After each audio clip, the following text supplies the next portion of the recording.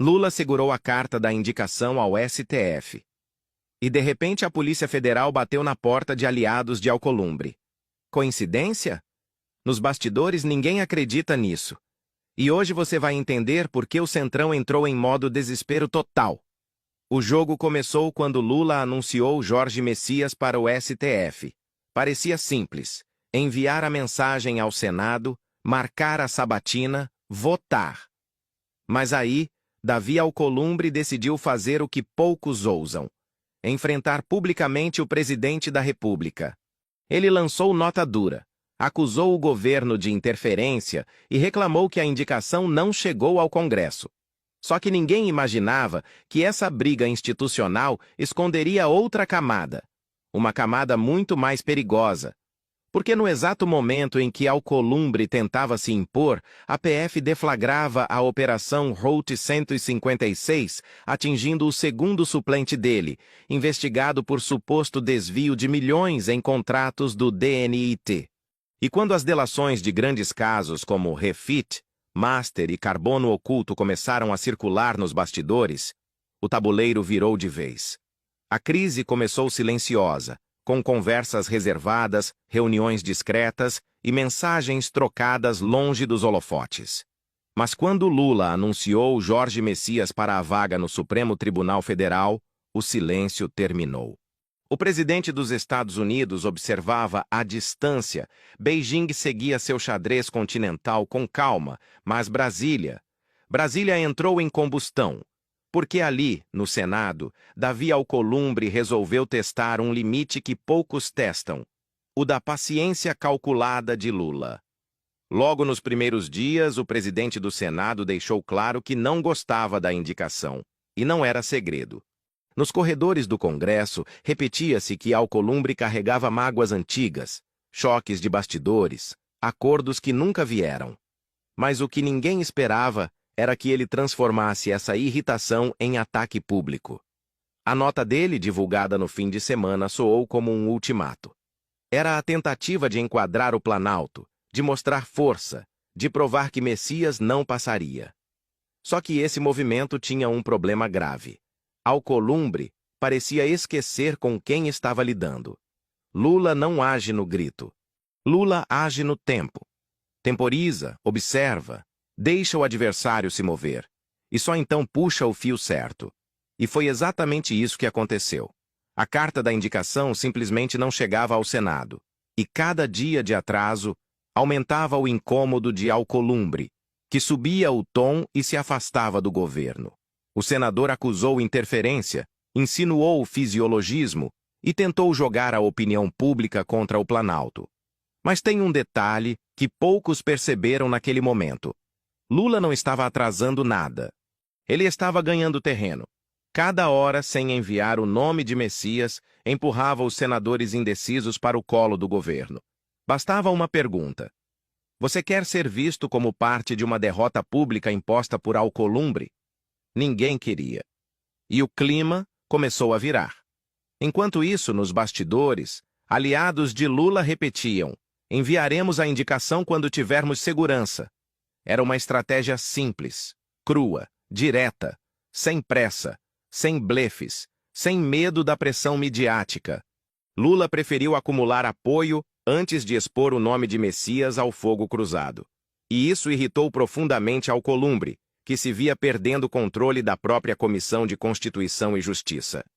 Mas foi aí que a história ganhou um contorno explosivo.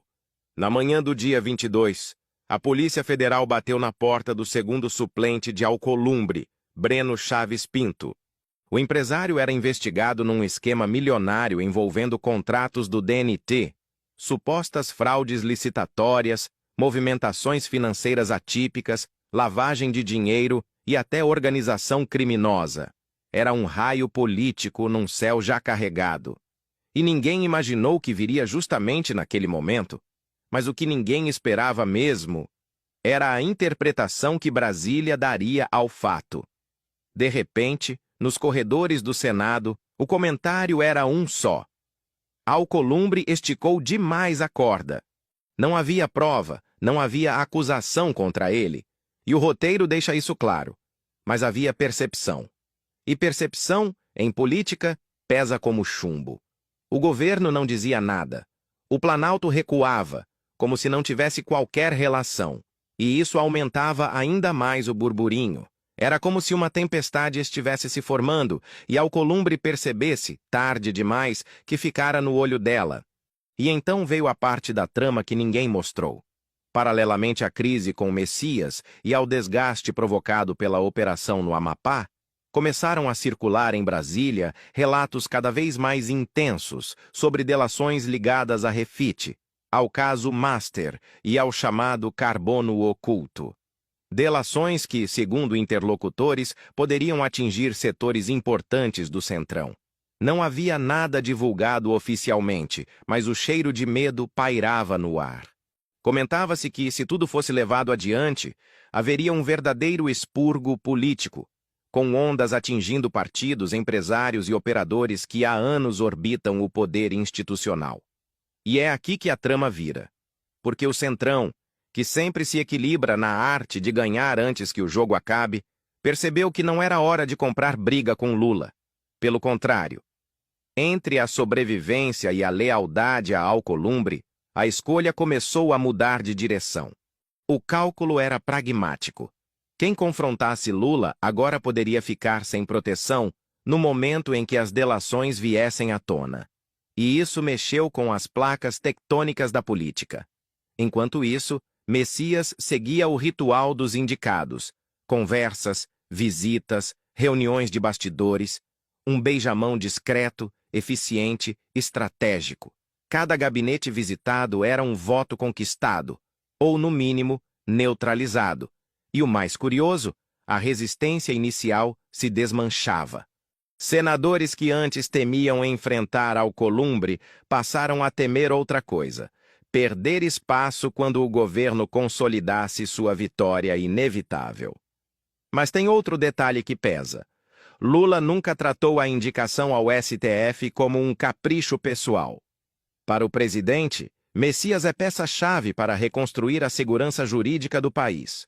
Simboliza o combate aos abusos da Lava Jato, a afirmação da democracia e a estabilização institucional. E Lula não deixaria essa disputa virar palco de humilhação política. Ele conhece o Senado como poucos. Ele sabe quem manda, quem decide, quem hesita, quem ameaça, quem blufa. E por isso a demora na carta era uma jogada, não um erro.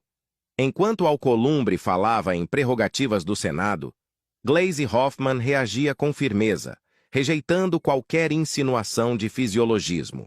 E essa resposta foi vista internamente como recado: não teremos medo da sua retórica. Ali, Alcolumbre percebeu que o governo não recuaria. E foi então que a crise tomou contornos de xadrez internacional. Trump, atual presidente dos Estados Unidos, acompanhava a tensão institucional brasileira de longe, atento ao impacto no mercado e ao equilíbrio regional. Xi Jinping, como sempre silencioso, observava o Brasil se mover como peça estratégica do BRICS. E Lula, ao contrário do caos que muitos esperavam, apresentava calma estratégica. O mundo podia estar em ebulição, mas ele tinha uma batalha doméstica muito clara: garantir Messias no STF e enfraquecer qualquer tentativa de tutela política sobre o judiciário. Conforme a data da sabatina se aproximava, crescia a sensação no Senado de que Alcolumbre havia exagerado. Sem votos sólidos para barrar Messias e vendo aliados tremendo com o avanço das delações, ele tentava acelerar o processo via diário oficial. Era o último movimento de quem percebeu que o jogo estava fugindo do controle. E aí veio o clímax. A imagem do segundo suplente sendo alvo de operação policial virou símbolo. Não importava quantas notas negassem relação, o simbolismo estava posto, e a narrativa pública, sempre implacável, já havia decidido. Quem desafia Lula com teto de vidro, corre risco. E naquele momento, o Senado começou a fazer o que faz de melhor: sobreviver. Messias crescia, o governo crescia, Alcolumbre encolhia. O que ecoava nos corredores do poder era quase um mantra: A delação vai explodir. É cada um por si. E quando esse sentimento se instala, a derrota deixa de ser questão de votos e passa a ser questão de destino. Lula, com calma, apenas esperava a hora certa de enviar a carta ao Senado. A hora em que a vitória estivesse madura. E ela está madura. A trama agora é simples. Messias tende a ser aprovado, Alcolumbre tende a recuar, e o Centrão, acuado pelas delações que ainda nem vieram à tona, tenta reorganizar sua sobrevivência. O Brasil assiste mais uma vez à demonstração de que subestimar Lula é sempre um erro de cálculo. Ele não grita, ele não ameaça, ele espera. E quando age, age no momento exato em que o adversário perde o equilíbrio. Foi assim agora. E é assim que esse capítulo termina.